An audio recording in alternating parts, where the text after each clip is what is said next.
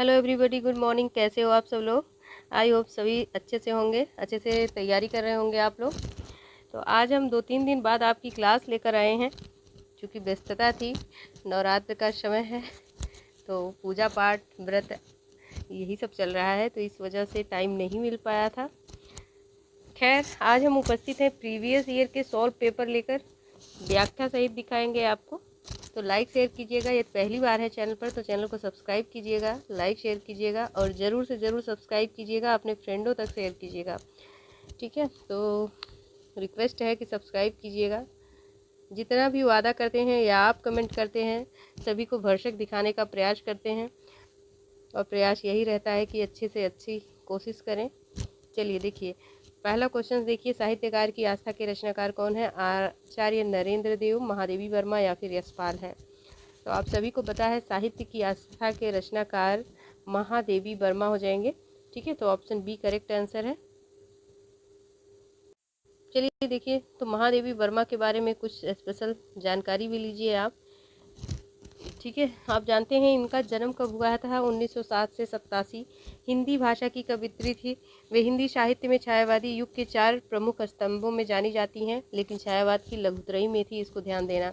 आधुनिक युग की मीरा के नाम से जानी जाती हैं। कवि निराला ने उन्हें हिंदी के विशाल मंदिर की सरस्वती कहा है, तो ये भी ध्यान देंगे। ठीक है, कहीं आपको हिंदी के विशाल मंदिर की बीड़ा पाड़ी मिलेगा और कहीं मिल जाएगा मंदिर की सरस्वती कहा है।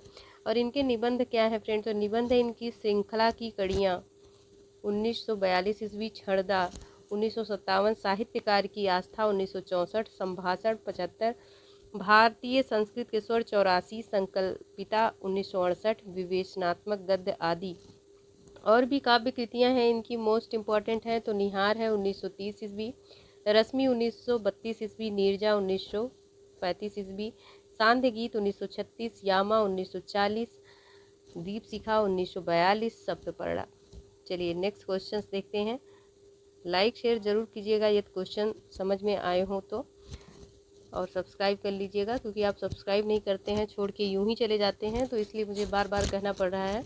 ठीक है, कम से कम इस वीडियो पर हमारे 10 सब्सक्राइबर तो आ ही जाने चाहिए, और ये तभी आएगी जब आप कृपा करेंगे हम पर। ठीक है, निम्न में से निराला की रचना कौन सी नहीं है? गीत गुज, निहार या फिर परिमल? तो इसमें से बता देंगे, और आसान सा क्वेश्चन है, तो निहार नहीं है।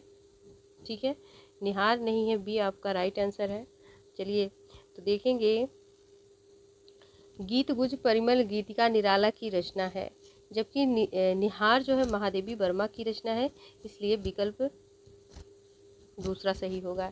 ये दोनों ही छायावाद के प्रमुख 4 स्तंभों में है, और ये सारी चीज़ देख चुके हैं। बहरहाल आप आइए, ये जो नहीं देखे हैं, ठीक है, तो 27 अप्रैल 1982 को ज्ञानपीठ पुरस्कार से सम्मानित किया गया था महादेवी वर्मा को। ठीक है, तो ये याद रखेंगे आप। तो 82 तो याद रहता है, ज्ञानपीठ पुरस्कार भी, लेकिन डेट भी याद रखेंगे आप। 27 अप्रैल 1982 को महादेवी वर्मा को क्या मिला था? ज्ञानपीठ पुरस्कार मिला था। इनके रेखा चित्र भी हैं फ्रेंड, तो देख लीजिए रेखा चित्र इनके कौन कौन से हैं। अतीत के चलचित्र 1941 ईस्वी, पथ के साथी 1956 ईस्वी, श्रृंखला की कड़ियाँ 1900 ईस्वी, और स्मृति की रेखाएं 1943 ईस्वी, मेरा परिवार 1972 ईस्वी, और ये कटसा गया है। विवेचनात्मक गद्य भी है, संस्मरण भी इन्होंने लिखा है। ठीक है, संस्मरण भी लिखा है महादेवी वर्मा ने। क्या हो रहा है? तो संस्मरण इनका 1983 ईस्वी। साहित्यकार की आस्था तथा निबंध, ये सब तो देख चुके आप। चलिए अगला प्रश्न देखिए, तो ये प्रश्न देखिए। ठीक है, ऐसे हम कर देंगे तो पूरा ऑप्शन आपको दिखा सकते हैं, लेकिन अगर फैला रहे हैं तो ये आपको दिखेगा नहीं। हाँ, थोड़ा छोटे में देख लीजिए। प्रेम की पीर या इश्क के दर्द, इनके एक एक वाक्य से भरा पाया जाता है। आचार्य शुक्ल का उक्त कथन किसके संदर्भ में है? और हम थोड़ा सा बड़ा करते हैं चूँकि आपको स्पष्ट दिखे, और एक ऑप्शन हम यहाँ पे दे देते हैं। ठीक है, चौथे नंबर का आलम। तो प्रेम की पीर या फिर इश्क के दर्द के लिए कौन जाने जाते हैं? तो आलम जाने जाते हैं। ऑप्शन 4 राइट होगा। घनानंद पर नहीं जाएंगे। ठीक है, इन्हें सिर्फ प्रेम की पीर का कवि कहा जाता है। प्रेम की पीड़ा में, जो अपनी ही पीड़ा में पीड़ा को सहन कर रहा था, ऐसा कुछ कहा है शुक्ल जी ने। फ्रेंड यहाँ देखेंगे आप, आचार्य शुक्ल ने उक्त कथन प्रेम के पीर या इश्क के दर्द इनके एक एक वाक्य में भरा पाया जाता है, इसके संदर्भ में मतलब कहा है, शुक्ल जी ने कहा है। और किस संदर्भ में ही शेख बुरहान उल दीन जानम के आलम नामक ग्रंथ से है ये। आलम जिन्हें हिंदी साहित्य के प्रेम और श्रृंगार रस की रचनाओं के लिए जाना जाता है, उस भावना और अनुभव का अद्वितीय वर्णन करते थे। चलिए फ्रेंड, इस प्रश्न का उत्तर देंगे आप। रामविलास शर्मा की कौन सी रचना 1961 में प्रकाशित हुई थी? तो प्रगति, परंपरा, आस्था और सौंदर्य या फिर साहित्य और संस्कृति। ठीक है, तो आस्था और सौंदर्य 1961 में प्रकाशित हुई थी और ये रामविलास शर्मा की रचना है। तो ऑप्शन 2 राइट आंसर होगा। और यहाँ से देखेंगे आप, ठीक है, यहाँ से देखेंगे रामविलास शर्मा का जन्म कहाँ हुआ था। ठीक है, रामविलास शर्मा का जन्म कहाँ पर हुआ था ये आप बताएंगे। और जन्म इनका 1912 से 2000 ईस्वी। प्रमुख रचना है इनकी प्रेमचंद 1941, भारतेंदु युग 43, निराला 46, प्रेमचंद और उनका युग 1952, भारतेंदु हरिश्चंद्र 1953, प्रगतिशील साहित्य की समस्याएं 1954, आचार्य रामचंद्र शुक्ल और हिंदी आलोचना 1955। ठीक है, तो ये इनका क्रम है। चलिए नेक्स्ट क्वेश्चंस देखते हैं हम।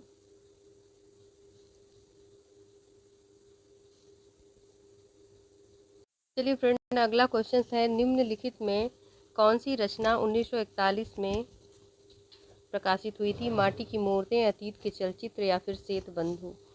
तो आप देखेंगे माटी की मूर्तें, ये शिव मंगल सिंह सुमन की रचना है।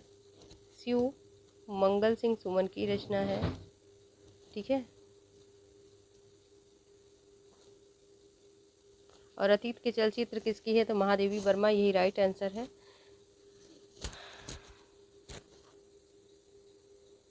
यदि बात करें सेतु बंधु के रचनाकार कौन है? तो बनारसी दास चतुर्वेदी हैं और विधा इसकी रेखाचित्र है। प्रकाशन वर्ष 1952 है। ठीक है, चलिए अगला प्रश्न देखिए। अगला प्रश्न है श्वेतांबर में कौन सा समास है? ठीक है, तो तत्पुरुष है, तुल्यता, योग बहुव्रीहि है या फिर द्वंद्व है। और एक ऑप्शन आप यहाँ पे लिख लेंगे कर्मधार है।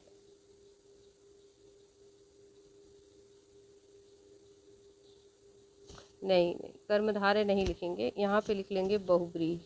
ठीक है, ओनली बहुव्रीहि लिखेंगे, फोर्थ ऑप्शन। तो श्वेतांबर में कौन सा समास है फ्रेंड? तो बहुव्रीहि समास हो जाएगा। श्वेत है अंबर जिसका, अंबर का मतलब यहाँ पे वस्त्र से है। ठीक है, तो ऑप्शन 4 राइट आंसर है। देखेंगे, ठीक है, श्वेत है अंबर जिसके, अर्थात सरस्वती जी की बात हुई है और यहाँ पे बहुव्रीहि समास है। नेक्स्ट, निम्नलिखित में गरुड़ किसका समानार्थी है? तो कोकिला का है, खगेश का है या फिर वायस का है। ठीक है, तो फ्रेंड गरुड़ जो है किसका पर्यायवाची या समानार्थी शब्द है? तो ये खगेश, खगेश का है। ऑप्शन 2 राइट आंसर है। कोकिला, कोयल को ये सब जान ही रहे हैं। ठीक है, ठीक, तो खगेश आपने देखा गरुड़ का पर्यायवाची है। कोकिला मतलब कोयल, पिक प्रभूत, बसंत दूत भी कहा जाता है। वायस का मतलब होता है काक, कौवा, काग और करठ। धवल का मतलब उजला, श्वेत, सफ़ेद, उज्ज्वल। ठीक है, चलिए नेक्स्ट प्रश्न देखते हैं साथियों। चलिए इस प्रश्न का उत्तर दीजिए और अशुद्ध बर्तनी का चयन करना है। पारलौकिक, पौधा, चुनाव या फिर होले। तो देखिए पारलौकिक सही है, पौधा भी सही है और चुनाव भी सही है, लेकिन होले, होले कोई बर्तनी नहीं है इसमें। तो ऑप्शन 4 राइट आंसर है। ठीक है, होले गाने वाने में ज़्यादा प्रयोग किया जाता है, होले होले, और मुझे ज़्यादा जानकारी नहीं है इसके बारे में। ठीक है, चलो खैर ऑप्शन डी करेक्ट आंसर है आपका। चलिए अगले प्रश्न का आंसर दीजिए। आधी रात होते होते मैंने काम बंद कर दिया। साधारण वाक्य को संयुक्त वाक्य में परिवर्तित कीजिए। ठीक है, वाक्य आपका साधारण है तो इसको संयुक्त में परिवर्तित करना है। तो ज्यों ही आधी रात हुई त्यों ही मैंने काम बंद कर दिया, आधी रात में काम बंद कर दिया, या आधी रात हुई इसलिए काम बंद कर दिया। अब यहाँ पे संयुक्त में परिवर्तित करना है तो संयुक्त में क्या आएगा? या तो आता है, और आता है, ना तो आता है, ये सब आता है ना। तो यहाँ पे इसलिए मैंने काम बंद कर दिया, आधी रात हुई इसलिए मैंने काम बंद कर दिया। सी आपका राइट आंसर है। आप देखेंगे ज्यों ही आधी रात हुई त्यों ही मैंने काम बंद कर दिया, तो यहाँ पे मिश्र वाक्य हो जाता है। आधी रात में काम बंद किया, यह एक साधारण वाक्य है। जब आधी रात हुई तब काम बंद कर दिया, यहाँ भी मिश्र वाक्य हो जाता है। तो इस प्रश्न का उत्तर देंगे और कहानियों का सही अनुक्रम बताएंगे। क्रिकेट मैच, कफन, बड़े भाई साहब, दो बैलों की कथा। कफन, बड़े भाई साहब, क्रिकेट मैच, दो बैलों की कथा। दो बैलों की कथा, बड़े भाई साहब, कफन या फिर क्रिकेट मैच। तो ऑप्शन सी राइट आंसर होगा। सबसे पहले दो बैलों की कथा आएगी। तो आप देखेंगे दो बैलों की कथा कब है, तो 1931 में है। बड़े भाई साहब 1934 में है। कफन 1936 में है। क्रिकेट मैच 1936 में है। ठीक है, दो बैलों की कथा 31, बड़े भाई साहब 1934, कफन 1936 और क्रिकेट मैच 1936। इस प्रश्न का उत्तर देंगे आचार्य हजारी प्रसाद द्विवेदी के अनुसार निम्नलिखित संप्रदायों का सही अनुक्रम होगा। ब्रह्म संप्रदाय, सनकादि, श्री या फिर रुद्र। सनकादि संप्रदाय, ब्रह्म संप्रदाय या श्री रुद्र। श्री संप्रदाय, ब्रह्म संप्रदाय, रुद्र संप्रदाय या फिर सनकादि संप्रदाय। क्या सही होगा, तो ऑप्शन सी राइट होगा। ठीक है, ऑप्शन सी करेक्ट होगा हजारी प्रसाद द्विवेदी के अनुसार। देखिए, श्री संप्रदाय के प्रवर्तक रामानुजाचार्य, दर्शन इनका विशिष्टाद्वैतवाद है। ब्रह्मा संप्रदाय के प्रवर्तक माधवाचार्य और दर्शन इनका द्वैतवाद है। रुद्र संप्रदाय के प्रवर्तक विष्णु स्वामी और दर्शन इनका शुद्धाद्वैतवाद है। सनकादि संप्रदाय निम्बार्काचार्य, द्वैताद्वैतवाद दर्शन है। रुद्र संप्रदाय वल्लभाचार्य, शुद्धाद्वैतवाद इनका संप्रदाय है।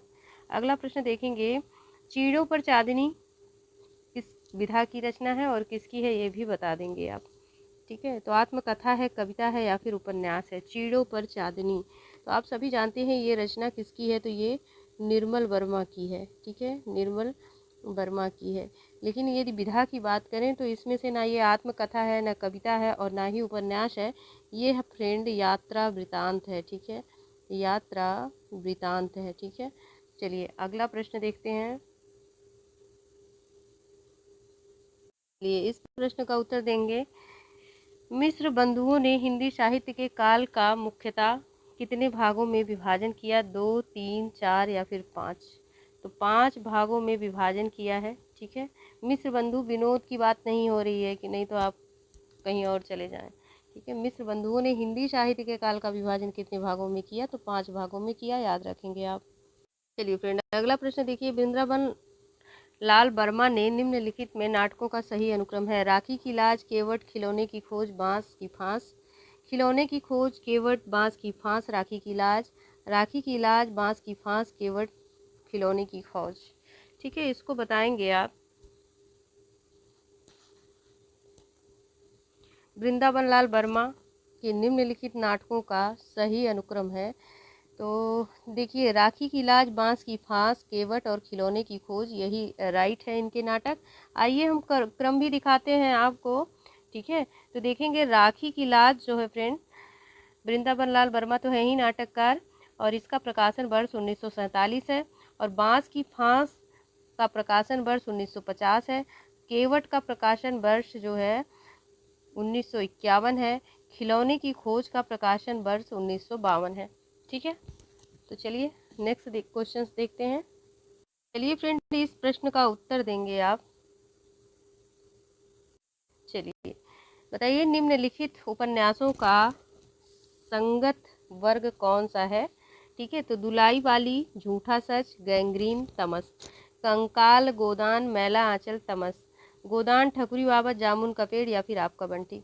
ठीक है, तो सबसे पहले कंकाल आएगा और ये जयशंकर प्रसाद का है। गोदान प्रेमचंद का, फिर मैला आंचल, तमस। आइए हम सभी का क्रम भी दिखा देते हैं आपको। तो देखिए क्रम तो यही होगा, क्रम तो यही है। जयशंकर प्रसाद के कंकाल विधा इसकी उपन्यास है। इन्होंने उपन्यास कंकाल, तितली, इरावती, 3 उपन्यास शायद लिखे थे ना, 3 ही लिखे थे, और भी लिखे थे, इस टाइम तो नहीं याद आ रहा मुझे। तो कंकाल के रचनाकार जयशंकर प्रसाद, विधा उपन्यास है, प्रकाशन वर्ष 1929 है। हिंदू समाज की विकृतियों का चित्रण है इसमें। ठीक है, और गोदान के बारे में जानते हैं, 1936 का है ये उपन्यास। भारतीय किसान जीवन की महागाथा का वर्णन है। मैला आंचल के रचनाकार फणीश्वर नाथ रेणु है। विधा उपन्यास है। प्रकाशन वर्ष 1954 ईस्वी। बिहार के पूर्णिया जिले के मेरीगंज गांव को केंद्र बनाकर लिखा गया है। ठीक है। और तमस आप जान रहे हैं किसका है, तो तमस तो भीष्म साहनी का है। विधा उपन्यास है। प्रकाशन वर्ष 1973 है। ठीक है। तमस 73, ता से तमस, ता से 73। पंजाब में हुए भयानक सांप्रदायिक दंगों पर आधारित है। लाहौर के आसपास 5 दिनों की कथा वर्णित है इसमें, तो ध्यान रखिएगा फ्रेंड। चलिए अगला प्रश्न देखते हैं। अगला प्रश्न है, इसको बताइएगा, इसको बताइएगा आप। अगला प्रश्न है, समानाधिकरण तत्पुरुष समास के नाम से जाना जाता है। तो अव्ययी भाव कर्मधार है। इंद्र समास, इंद्र समास कौन सा होता है, यहाँ पे दिवु होना था, दिवु। ठीक है, दिवु समास। तो बताएंगे समानाधिकरण तत्पुरुष समास के नाम से, तो आप विशेषण विशेष जान लीजिए, विशेषण विशेष समानाधिकरण। ठीक है, तो कर्मधारय हो जाएगा बी राइट आंसर। कहेंगे कैसे, तो देख लीजिए। जिस समास के दोनों पदों में विशेषण विशेष या उपमान उपमेय उपमान संबंध हो, दोनों पदों में एक ही कारक विभक्ति आए, उस समास को समानाधिकरण तत्पुरुष समास कहते हैं। कर्मधारय में जिसका पहला पद विशेषण और दूसरा पद विशेष से, एक पद उपमान तथा दूसरा पद उपमेय होता है, वहाँ पे कर्मधारय समास होता है। जैसे नील कमल, नीला है जो कमल।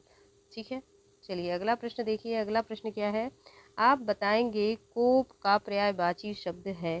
कोप का, ठीक है, तो कोप का पर्यायवाची शब्द क्या हो जाएगा फ्रेंड। ठीक है, तो कोप का पर्यायवाची कर्कश हो जाएगा। ऑप्शन ए करेक्ट आंसर है। आइए दिखा देते हैं आपको। तो देखेंगे कोप का अमर्ष भी होगा क्या, नहीं नहीं, अमर्ष का तो अलग। अमर्ष का रोष क्रोध, अमर्ष गुस्सा आक्रोश कोह प्रतिघात खींच होता है। अलग का चिकुर केस बाल कच कुंतल, और पामर का पापी नीच पातकी पापिष्ठा दुरात्मा होता है। चलिए अगला प्रश्न देखेंगे आप। हमेशा एक वचन में प्रयुक्त होता है भाग्य केश रोम सिपाही। ठीक है, तो सिपाही आपका हमेशा या सदैव एक वचन में प्रयोग होता है। ठीक है, तो यहाँ पे देखेंगे, देख ही लिए हैं। चलिए आगे बढ़ते हैं। अगला प्रश्न देखिए, निम्नलिखित आत्मकथाओं एवं उनके रचनाकारों से संबंधित इन युग्मों में असंगत कौन सा है। तो लगता नहीं दिल मेला कृष्णा अग्निहोत्री का है। अनन्या देखिए, अन्या से अनन्या प्रभा खेतान का है।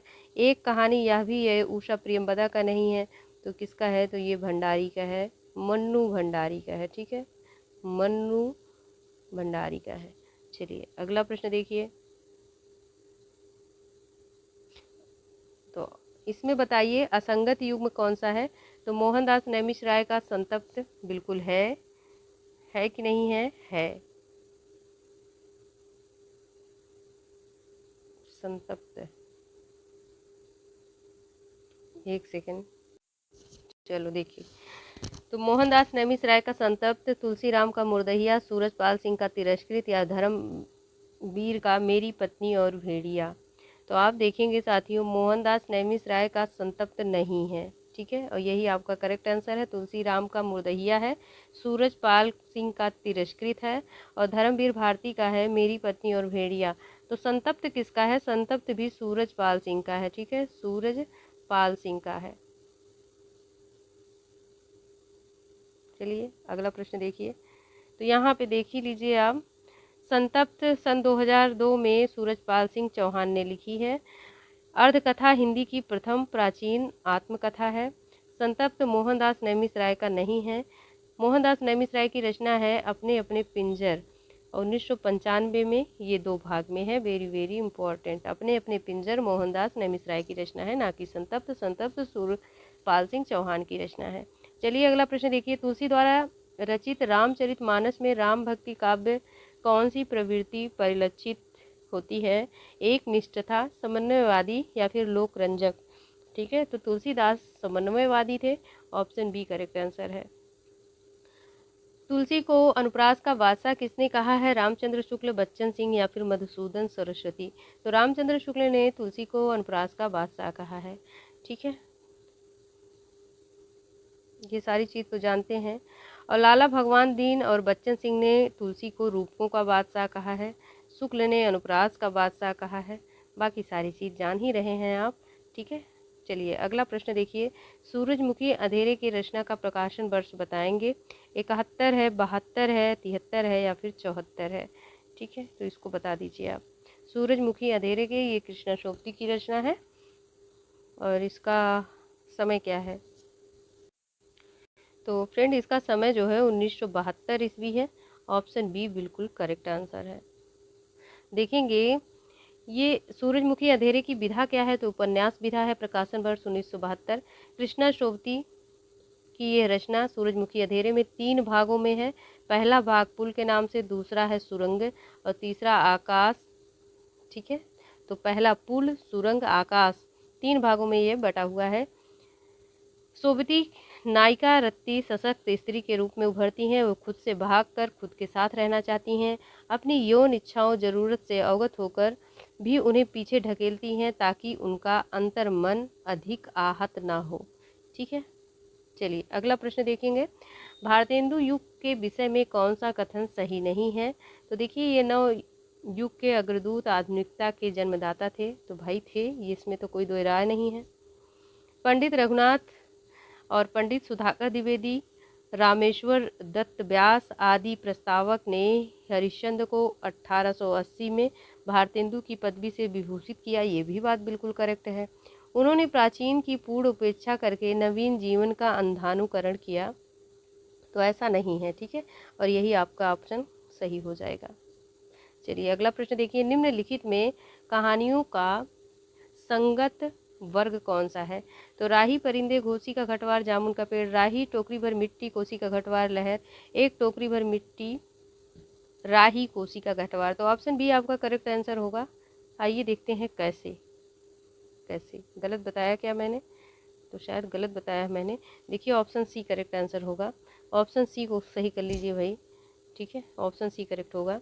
यहाँ पे देखिए कोसी एक टोकरी भर मिट्टी माधवराव सप्रे रचनाकार हैं इसके, 1901 इसका समय है। राही सुभद्रा कुमार चौहान 1947 ईस्वी। कोसी का घटवार शेखर जोशी 1958 ईस्वी। परिंदे निर्मल वर्मा की, ठीक है, कहानी है 1960 ईस्वी। चलिए नेक्स्ट देखिए, सही पर्यायवाची समूह बताना है। तीर का ईसु सिलमुख, दूध का पय और तोय नहीं होगा, तोय तो पानी का होता है। चांदनी, शशि, इंदु। देखिए शशि तो चंद्रमा का होता है, ठीक है, चंद्रमा का, तो ये भी गलत हो गया। तो बच कौन रहा है? Option A correct answer. यहाँ देखेंगे फ्रेंड, तीर ईसु सलीमुख ये सही पर्यायवाची है। दूध जो है, दूध का पर्यायवाची क्या होता है? दूध, दूध पय होता है, ना कि तोय। चांदनी का चंद्रिका, चंद्रप्रभा और कमल का सरोज जलज होता है, ठीक है।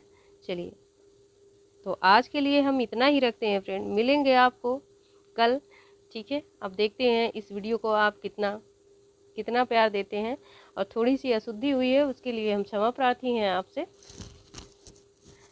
तो लाइक शेयर कीजिएगा, चैनल को सब्सक्राइब कीजिएगा। और आप क्या पढ़ना चाहते हैं, क्योंकि हम किसी बुक की शुरुआत करना चाहते हैं, आप किस बुक को देखना चाहते हैं मेरे द्वारा, आप ज़रूर कमेंट कीजिएगा। धन्यवाद। जय माता दी।